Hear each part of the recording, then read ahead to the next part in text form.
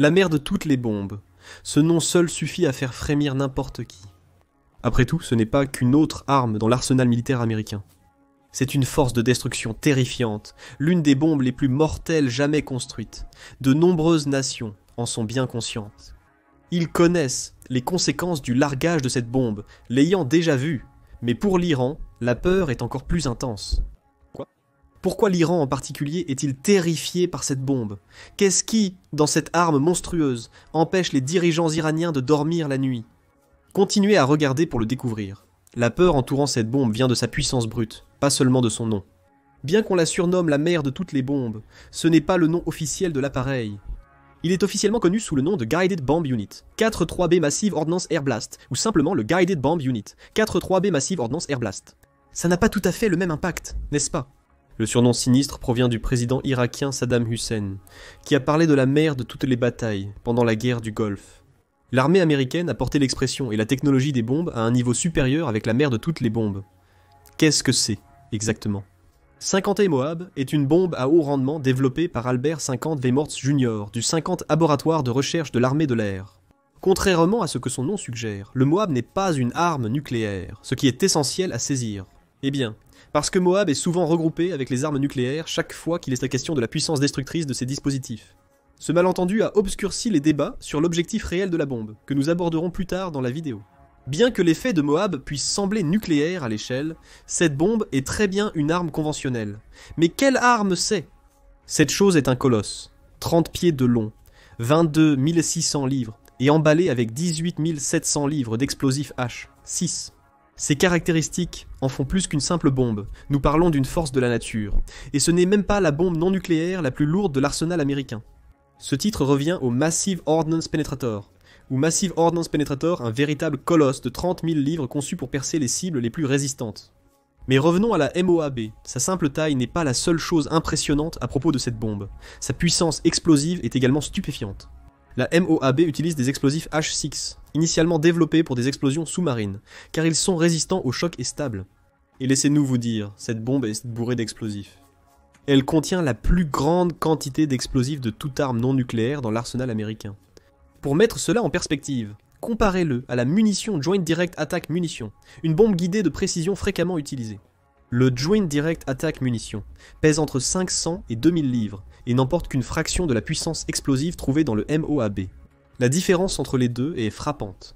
Le Joint Direct Attack Munition peut gravement handicaper une cible, mais le MOAB peut la rayer complètement de la carte.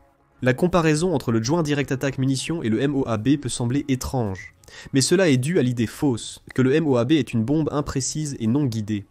Des rapports indiquent que la bombe a été déployée en la faisant rouler par la porte arrière de l'avion MC-130, ce qui pourrait donner l'impression d'une approche de bombe baril rudimentaire.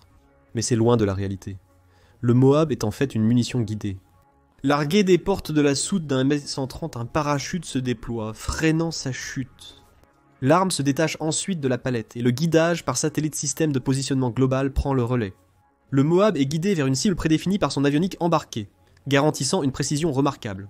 C'est bien loin de l'époque des bombes dites Daisy Cutter, des bombes non guidées utilisées au Vietnam qui créaient d'énormes zones d'explosion sans aucune précision.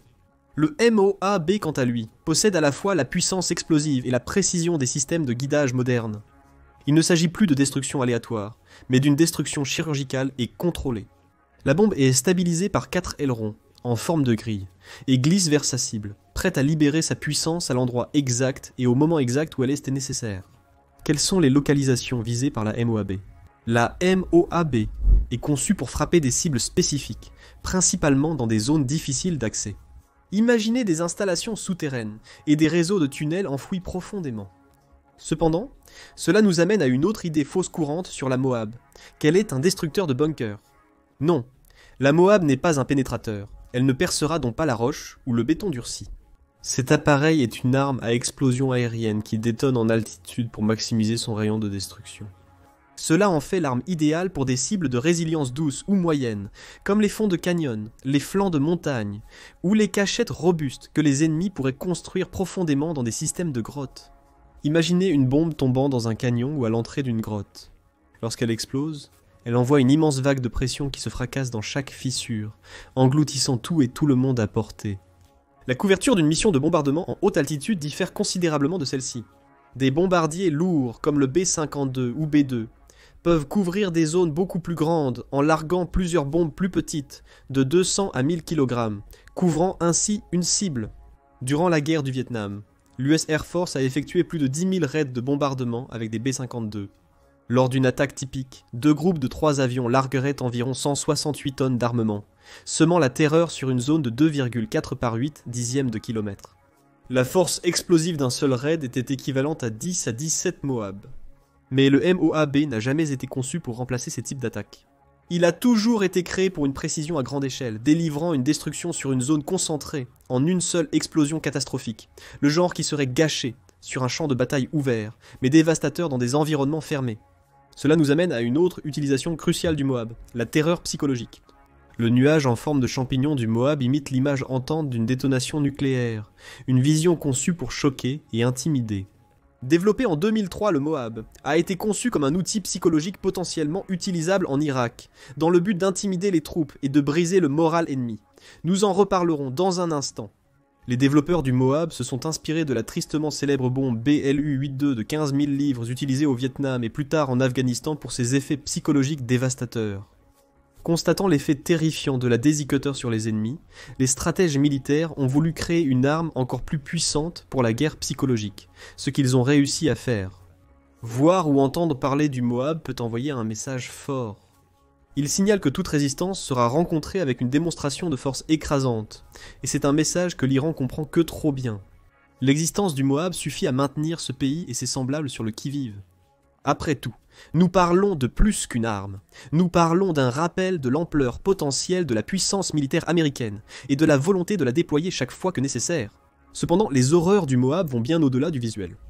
Son effet principal est une énorme onde de choc qui serait susceptible de s'étendre jusqu'à 1 mile dans toutes les directions, générée par les 18 700 livres stupéfiantes de trinitrotoluène de la bombe. Mais ce n'est pas juste une explosion typique. La fine enveloppe en aluminium de la bombe maximise le rayon de l'explosion, permettant à la force de s'étendre sur une énorme zone, au lieu d'être confinée par du métal lourd qui pourrait limiter sa propagation. L'explosion du Moab génère une énorme boule de feu, causant une destruction instantanée, similaire aux armes nucléaires. Cependant, c'est l'onde de pression du MOAB qui cause la véritable dévastation. Le MOAB explose au-dessus du sol, permettant à sa force de se propager à travers la surface. Cette approche maximise la zone affectée, la rendant mortelle pour le personnel en zones ouvertes et même létale pour ceux dans des défenses renforcées. L'onde de pression, générée par les gaz à haute température de l'explosion, écrase tout sur son passage. Pour les personnes touchées par l'explosion, les blessures sont particulièrement atroces. L'onde de choc endommage les structures gazeuses du corps, poumons, oreilles, tractus gastro-intestinal, causant des lésions internes potentiellement mortelles. Utilisée contre un système de grotte, la pression du Moab est encore plus sinistre. L'effondrement des tunnels peut piéger ou tuer les personnes présentes. Même si les tunnels tiennent, l'onde de choc peut blesser quiconque apporté par sa force brute. Mais quelle est l'origine de cet engin de destruction ?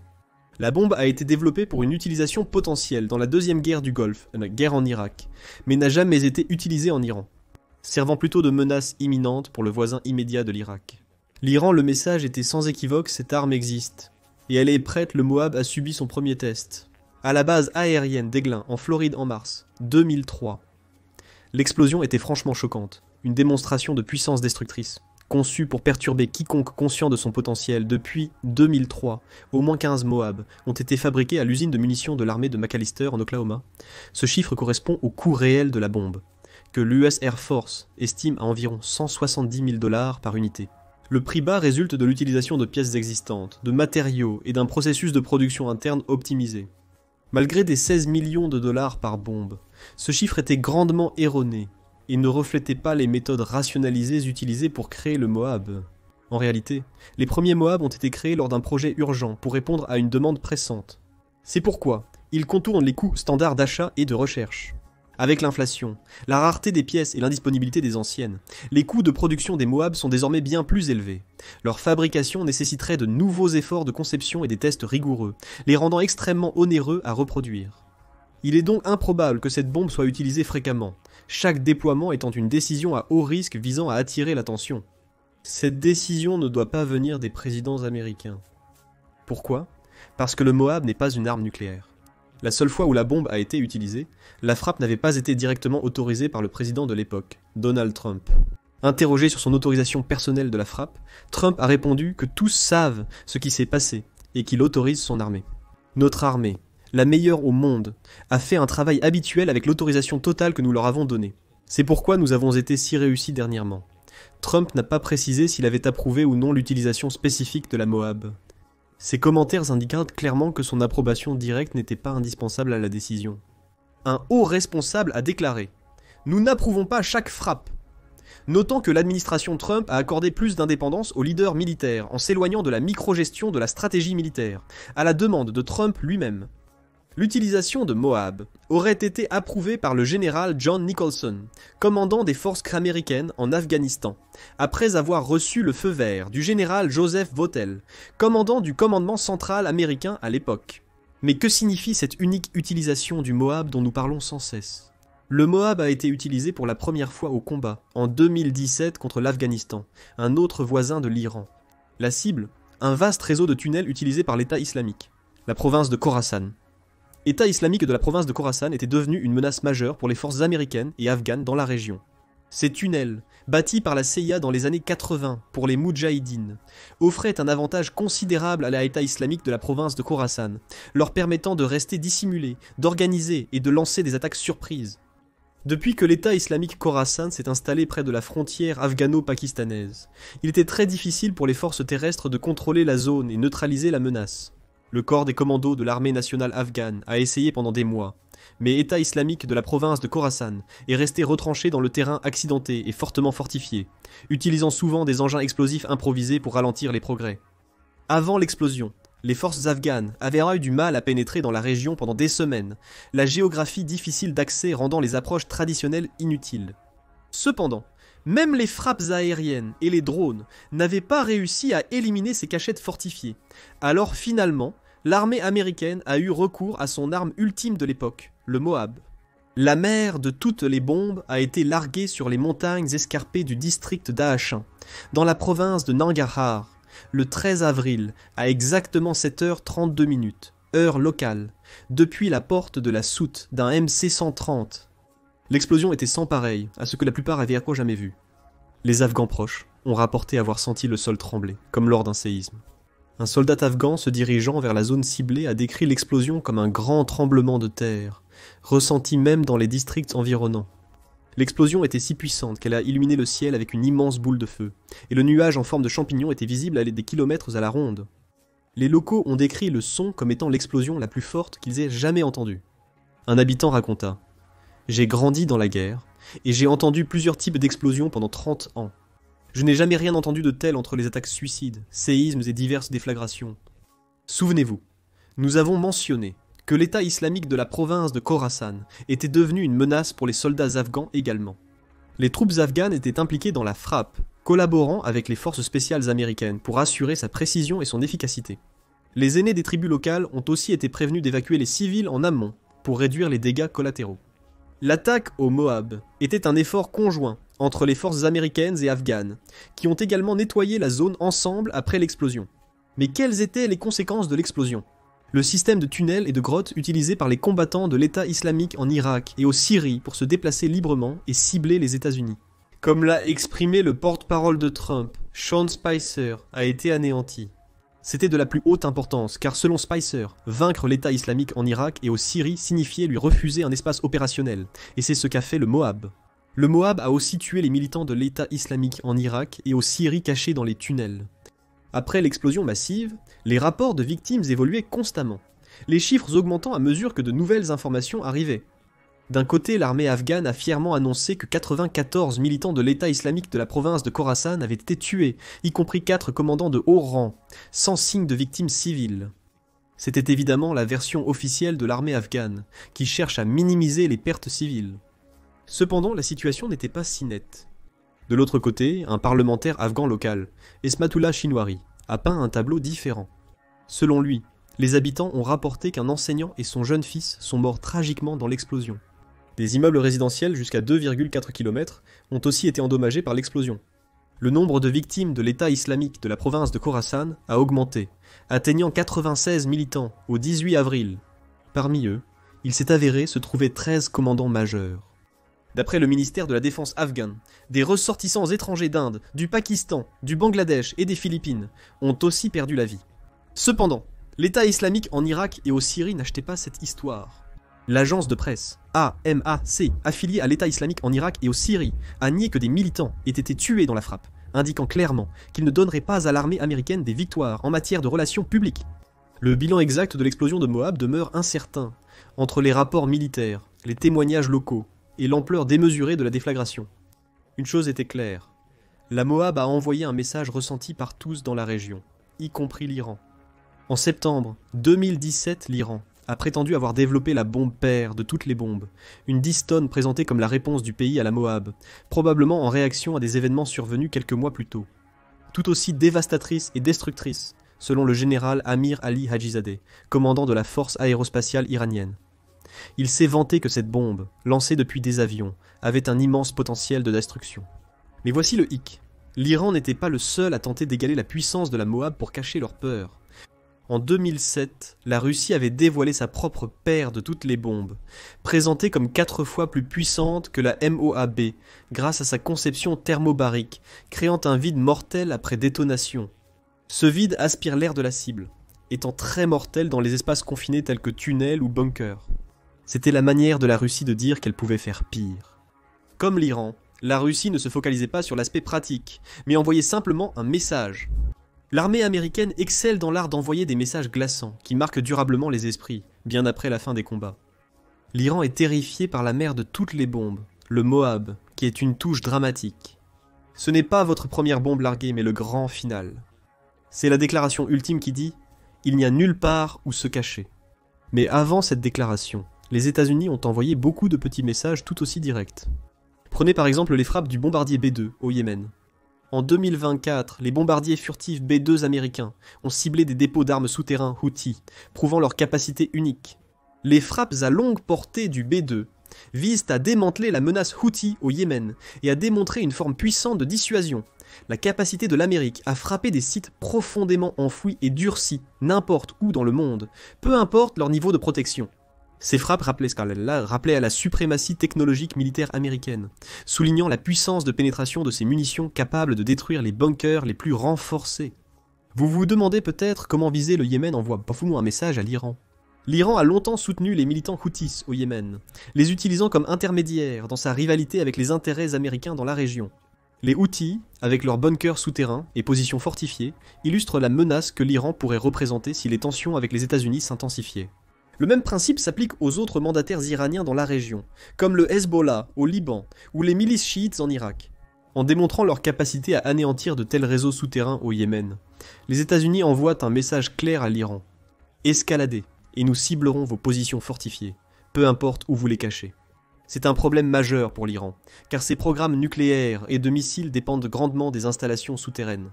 Le Moab pourrait être incapable de pénétrer les installations d'enrichissement de combustible de Fordow et de Natanz, profondément enfouies dans les montagnes. Cependant, l'ampleur et la force de cette bombe peuvent tout détruire au-dessus du sol, ne laissant rien intact. Elle peut aussi générer une onde de choc massive qui perturberait les communications critiques, les opérations militaires et les infrastructures sur un large périmètre, réduisant la capacité de l'Iran à contrôler ses systèmes de défense. La Moab peut neutraliser des centres de commandement entiers et des sites de lancement de missiles dispersés dans le pays.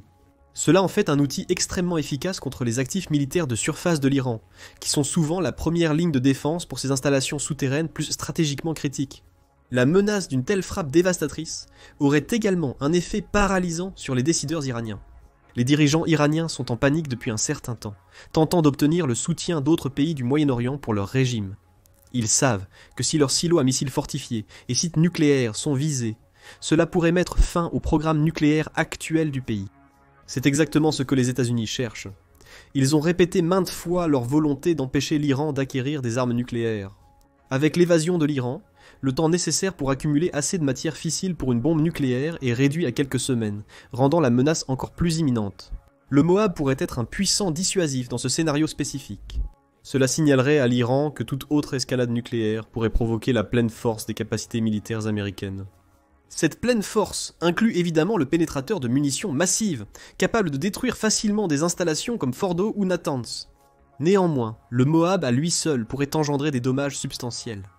Contrairement à l'Afghanistan, en 2017, les États-Unis n'auraient pas le luxe de choisir des cibles isolées sans présence civile. Les installations stratégiques iraniennes sont souvent proches des zones peuplées. Déployer le Moab dans ces contextes impacterait certainement les infrastructures civiles environnantes et les civils eux-mêmes. Cette réalité intensifie l'impact psychologique de la bombe, qui est également l'un de ses buts principaux. Le Moab ne serait pas seulement utilisé pour causer des dégâts matériels. Il vise à instiller un sentiment de vulnérabilité au cœur de la posture défensive de l'Iran.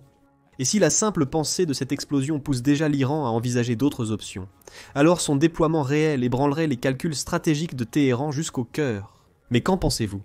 Cette explosion aura-t-elle finalement lieu? La guerre changera-t-elle vraiment la posture défensive de l'Iran, ou ne fera-t-elle qu'intensifier sa détermination?